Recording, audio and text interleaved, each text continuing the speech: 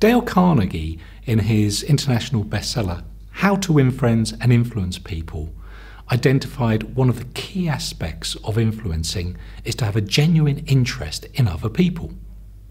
It sounds simple, but for all managers trying to lead, influence and persuade, this is one of the key rules for effective approaches. It helps with motivating staff, it helps with people buying into change, it helps with areas such as motivation and appraisal. It raises the issue of when people can be changed and when people can be influenced.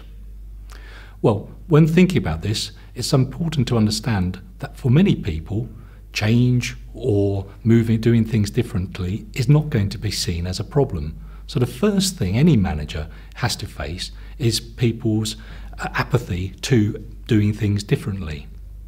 John Kotter talks about this in Leading Change and talks about the need to generate a purpose or a crisis to help people understand actually change is real and change is going to be happening. The second element of influencing people to change is to recognise that we need to give people an understanding of the benefits of change. If you like, selling the positive ideas or selling why at least change can reduce some of the negative impacts. One of the approaches to promoting these benefits is to use the MEDDIC approach. And MEDDIC simply means maintain, eliminate, decrease, increase and create. So, for example, if I'm looking to get people to buy a new fridge, perhaps I want to get them to think about increasing food safety standards from the new product. Or perhaps I want them to think about creating the new gadgets that are going to help make the fridge a more beneficial purpose for them than their old model.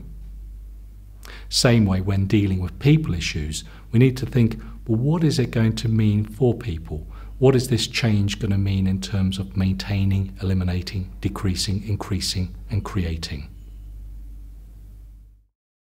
Reassuringly, there's a good deal of science behind these ideas. Dr. Robert Cialdini identifies in his book, Influence, Science and Practice, some of the key reasons why we can effectively influence people. One of the first things he tells us about is reciprocation. And what he means by that is that when we give something to somebody, they'll often be more willing to give something in return. The second issue that Cialdini talks to us about is commitment. And this is quite an interesting area again, because what a lot of evidence tells us is that when people do sign up to something or they write notes, they feel more committed to a particular course of action. I use that, for example, in coaching. I always ask people to write down the goals that they're working towards. Mentally, they engage and are more committed to that goal by that simple act. Third area is what Cialdini calls social proof, and it's about people acting like a herd animal. We all like to feel part of a herd as human beings. Have you ever gone into an empty restaurant and worried about the quality of the food? Where you go into a fuller one and you think, this must be okay. So we follow the herd in terms of a lot of our choices. So when we're trying to influence people, trying to persuade people, one of the things to do is to try and build a coalition or a herd that is going to help us promote our message. Again, John Kotter talks about building a coalition for change. And in that coalition, one of the key issues is about people with the right authority, because that again engages a wider audience as they feel safer committing to a project where there's clear leadership. People tend to do business with people they like. Now that's really important, because the harsh truth is most of us aren't going to be liked by everyone. So actually trying to do all the things ourselves is not necessarily a good idea. Building a diverse group of people to help guide and promote our change is going to be much more effective than trying to do everything ourselves. Final issue Cialdini talks about is scarcity. Again, when I'm booking a hotel, I'll often see last 2 rooms available at this rate. What people are trying to get us to think about is actually, I better get in there quickly and sign up to this deal.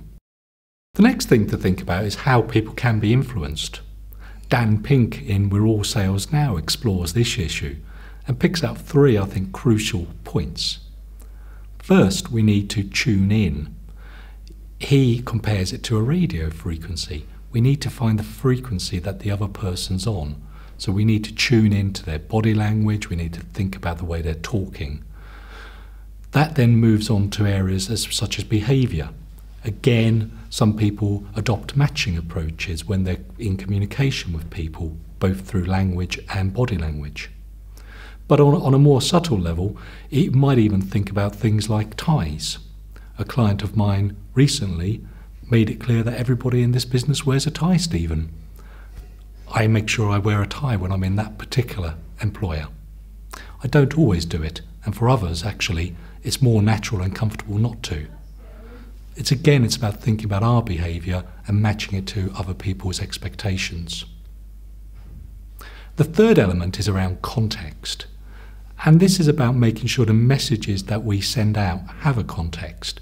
Quite often people, almost in a childlike manner, say, it's the way it is because, but they never explain what the because is. Context is about actually ensuring that we talk about why things have to be changed or why things have to be done in a particular way. 3 things I would mention. Firstly, understand where people are on that change journey we talked about. Are they ready to be influenced, or do we need to move them towards that? Secondly, think about our own behaviour and how we approach situations. We do that by tuning in and really understanding the way people are thinking and feeling about a situation. And thirdly, remember those issues that Cialdini talks to us about, key areas such as reciprocation. Understanding some of those basic rules will enable you to persuade and influence people much more effectively.